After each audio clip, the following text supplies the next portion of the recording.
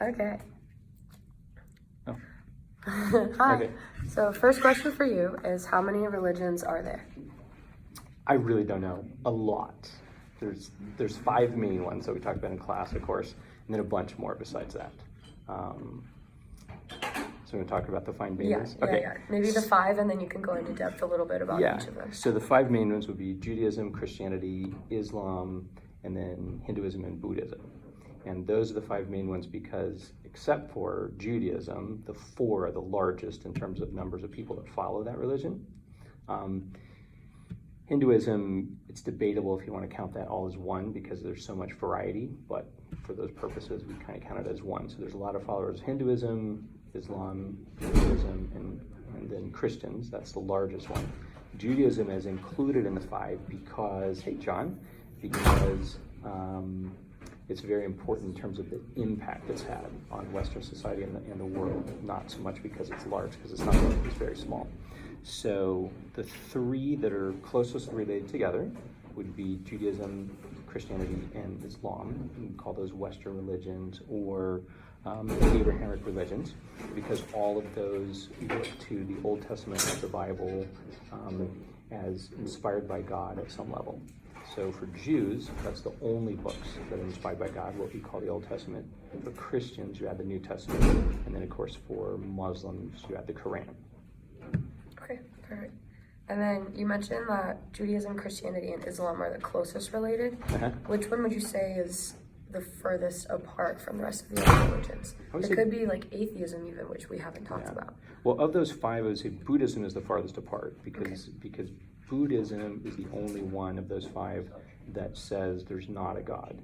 And so is it a religion or is it a philosophy? There's a little bit of debate about that, but for the purposes of counting it as a religion, they're the religion that says you don't have to follow God even if there really isn't a God. Although Buddhists are so open that they would probably think it would be fine if you thought that there was a God.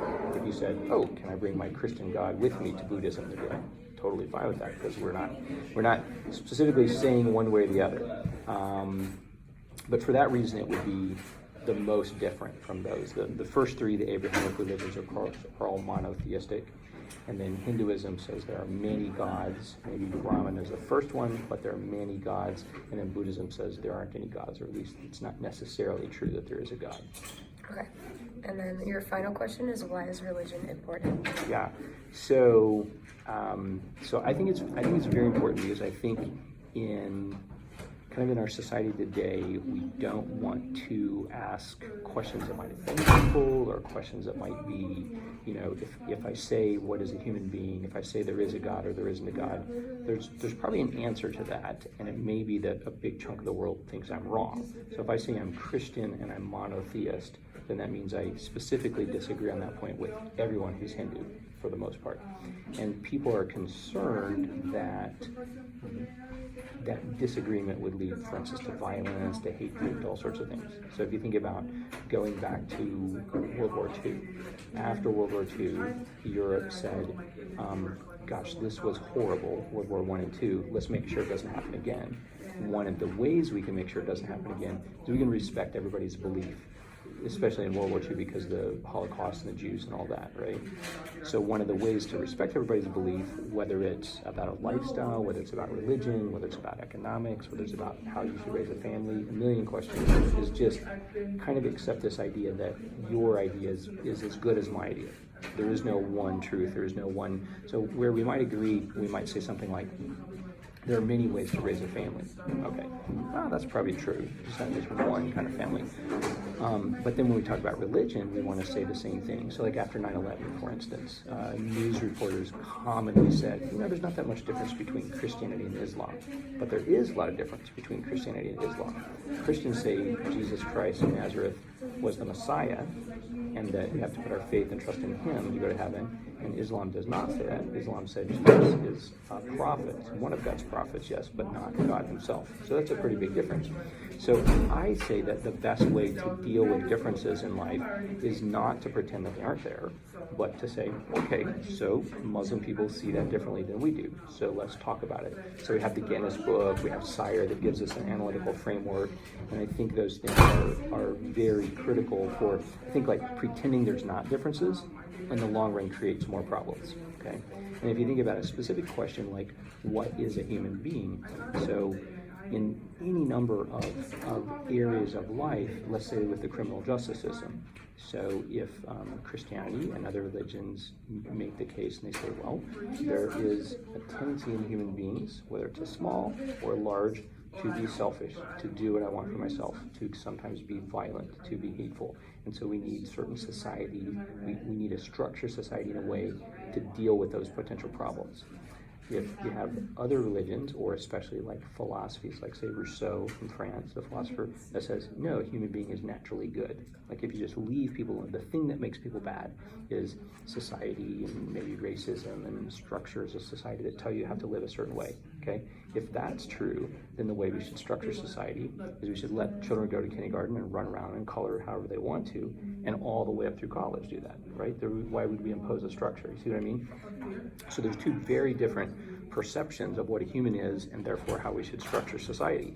And I think it's silly to pretend there's not differences. We should say, no, let's argue, not fight, but argue about what's the best way to do that, what really is a human being. And so there's actually, just this week, there's 2 articles out, or 2 interviews that I heard, one by a journalist in London named Douglas Murray, who's not a Christian, but he says, yes, we should create a society where we're asking the big questions. And he didn't specifically reference SIRE, but he's kind of talking about James Sire's questions. So he said, what is a human being? He used that as an example for the reasons I'm saying.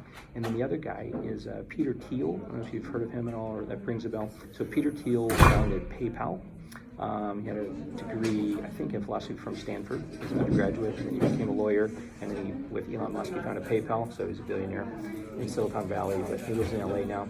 And he teaches some at Stanford, and he writes a lot. He's written a book, and people ask him to speak and things like that. And he said the same thing. He said, there's a problem in society if we're not willing to ask the big questions, such as what is a human being, such as, what's the value, let's say, of the religious text.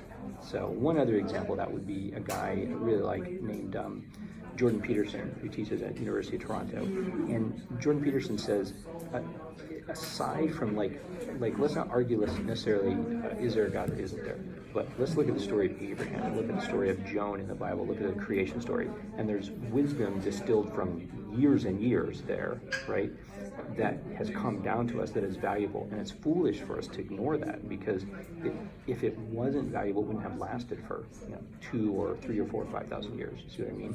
And so I would say it's very important from a lot of perspectives to study religion, and it can be used too as a way of learning critical thinking, learning analytical skills. You could do that with a lot of subjects, but that's one of the ways that we could do that, which I think is needed and kind of missing in society.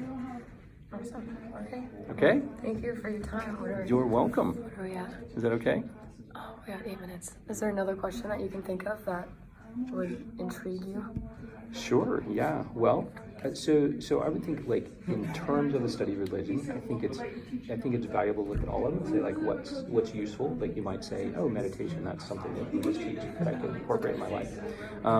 But I would encourage students to at least consider the value of Christianity.